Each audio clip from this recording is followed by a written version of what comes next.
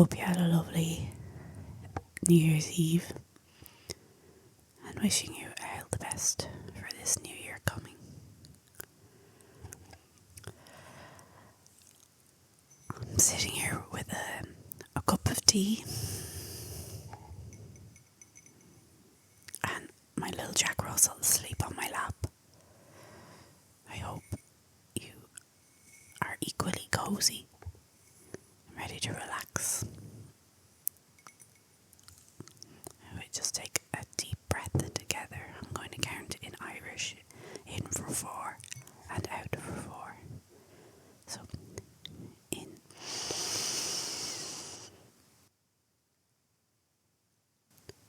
out, hein, tho, 3, a car. In, hein, tho, 3, car. Agus amach, a hein, a tho, a 3, a car. So we are heading for the 6th of January. So you may know already, the 6th of January is officially the end of Christmas. It's the Feast of the Epiphany, or it's apparently the day that the 3 kings came to visit Jesus.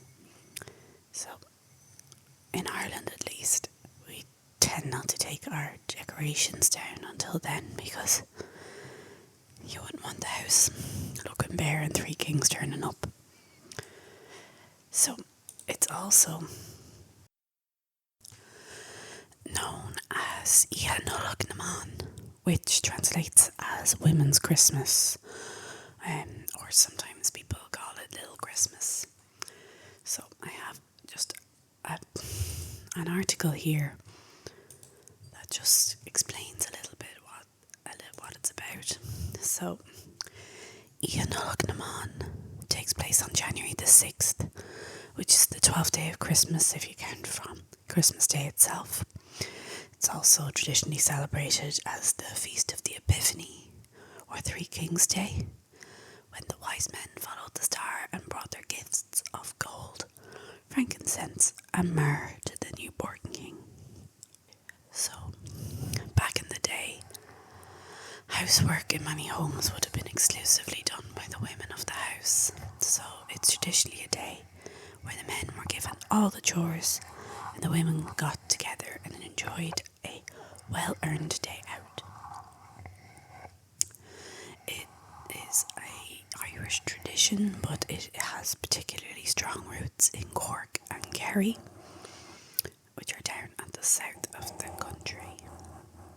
In other countries, Women's Day has different meanings and other dates, but for the Irish it was, and still is for many, a day where women indulge in a day off with female family and friends. And my own mother and grandmother are heading off together on Saturday to celebrate Nollaig. So it is, we're not in Cork or Kerry, we're up in County Meath, which is beside Dublin. But it's still very much a tradition up here as well. So, Oscoilga in Irish, we say Nollaig naman honna ruíomh. Nollaig naman honna ruíomh. So that's happy little Christmas to you. And I do hope you have a very happy little Christmas. And if you did all the work over the Christmas, be sure to take a break on Saturday and honour little Christmas.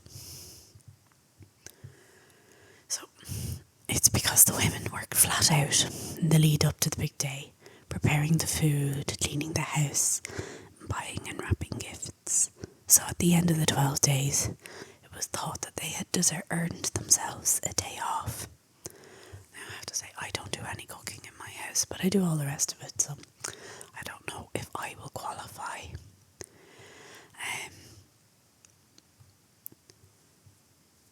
So women traditionally either gathered in each other's homes or met for a drink in a pub. And the traditional meat served was a goose, which is a bit of a tricky one to cook for the men. So some other traditions associated with the 6th. It's considered unlucky to take down the decorations before or after the 12th night, which is a custom still practiced today in Ireland. I don't always get it all down on the 6th. So holly decorations are retained and burned in the fire on Shrove Tuesday, which is Pancake Tuesday to the rest of the world, which happens just before Lent. Other little Christmas traditions include sweeping the floor and having a bucket of clean water ready on the night of January 6th as a symbol marking the end of Christmas and a fresh start to the new year. My dogs have joined us in the background, so I have a boxer and the Jack Russell I mentioned earlier, and they're now wrestling, so I'm really sorry if you can hear that. So it says here that in some parts of the country, mothers rubbed the tail of a herring across the eyes of their children to give immunity against disease for the rest of the year. Very happy that my mum didn't take part in that particular tradition. A curious belief was that all the well water in Ireland was said to turn to wine at midnight on Little Christmas. But no one was permitted to go out to observe this spectacle or even sample the well water, or they would be met with very bad luck. That's just, so obviously it wasn't happening. At midnight on Christmas Eve, too, farm animals were believed to have had the power of human speech, but a terrible fate also awaited those who spied on them. I grew up on a farm. I've never heard about animal talking.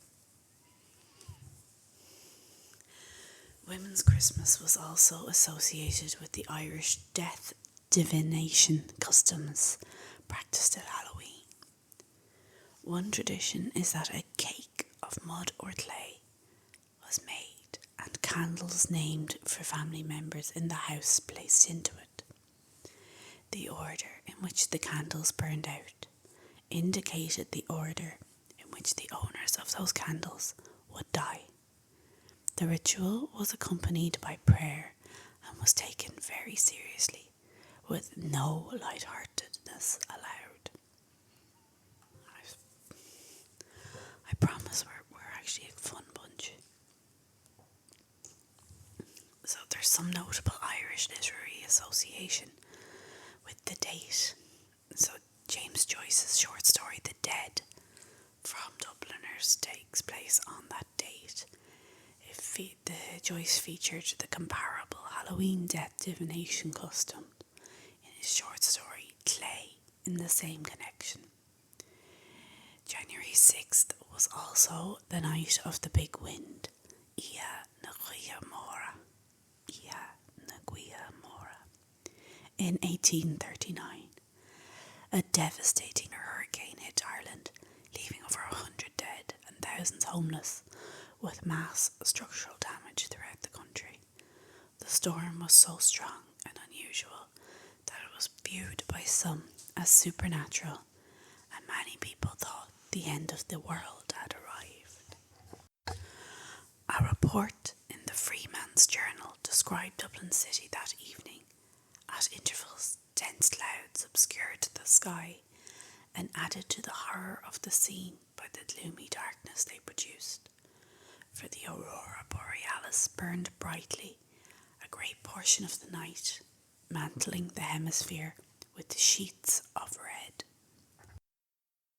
So I came on to tell you about this little tradition in Ireland that I only know as my granny and my mum heading off and having the crack. And when I look up the facts around it, it's actually quite a morbid and scary tradition. So I hope you take the fun from it. And this Saturday, go out and enjoy, have a drink on Little Christmas. there's a poem called Ia Nollaig na mBan that I'm going to read as Gaeilge. It's in Irish, just to read you out. So, Ia Nollaig na mBan. Bhí fuinneamh sa storm a éili a réir Ia Nollaig na mBan, as cealteach ar gulta dá lastír den ré. Is do scréach tríd an spéir thugan an gelt. Gur gíos catí górsan mar cholach gwe. Gur bhór abhainn sláidánach mar darbh. Gur móga mo chunéil mar bhuile ar mo bhéal. A lost na splank open an bharg. Bawallam go ducky an storm sin féin, an go méid sa go lag. Ag bhile áhalla ó ringa an saoil, is solas an faca ag do las. Go líon fi gach nómad é léirú an spéir, go níon fi den danscúna scrad. Is not lusin an cúnas ag glúisteach fan déin, ná inál an glúisteán ag stad. So seo Ia Nollaig na mBan, húna chuíomh go léir. Agus tá súla gom go bhfuil tú tarseach nó iad ó chola inis. Agus leróim mé leat arís an céad óir eile. Gur míle mágad as buana dámlam an seo inniu.